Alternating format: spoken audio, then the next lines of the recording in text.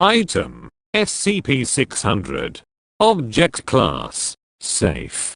Special Containment Procedures: SCP-600 is contained in a Class E suite in Site-17. Dimensions 15 meters x 15 meters x 3 meters. 2. Security cameras monitor the subject at all times. A standard steel door with a reinforced double-paned window secures the suite. No special procedures are required for entering or exiting the suite, with the caveat that SCP-600 may attempt to follow researchers out of containment. A simple reprimand and order to return to containment has proved sufficient to curtail this behavior.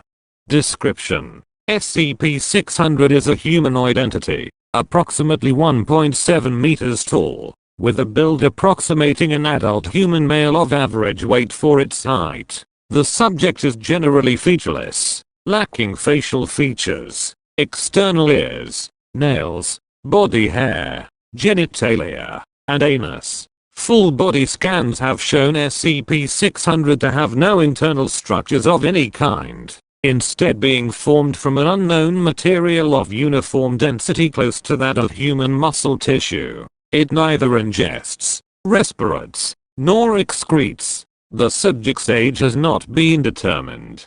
SCP-600 telepathically affects all humans who view it, causing it to take on their superficial personal characteristics. This effect only alters the visual perception of affected persons. SCP-600's actual form can still be detected by cameras, sensors, and touch. The perceived resemblance between SCP-600 and an affected viewer is general and superficial. No viewers have found it to be notable or uncanny in any way.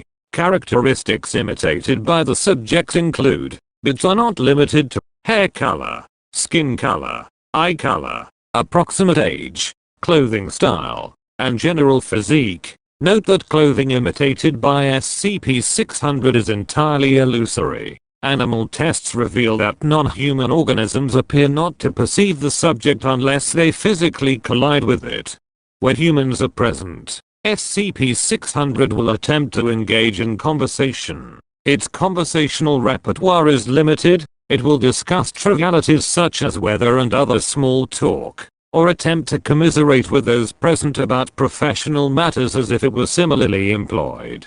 Such discussions are superficial, filled with jargon appropriate to the person's area of expertise but consist largely of obvious statements and platitudes. Attempts at more substantial discussion are deflected, and SCP-600 displays no deep domain knowledge of any field of employment. When not in the presence of humans, SCP-600 is generally inactive, standing in a single pose for hours or even days at a time without any apparent reaction to outside stimulus.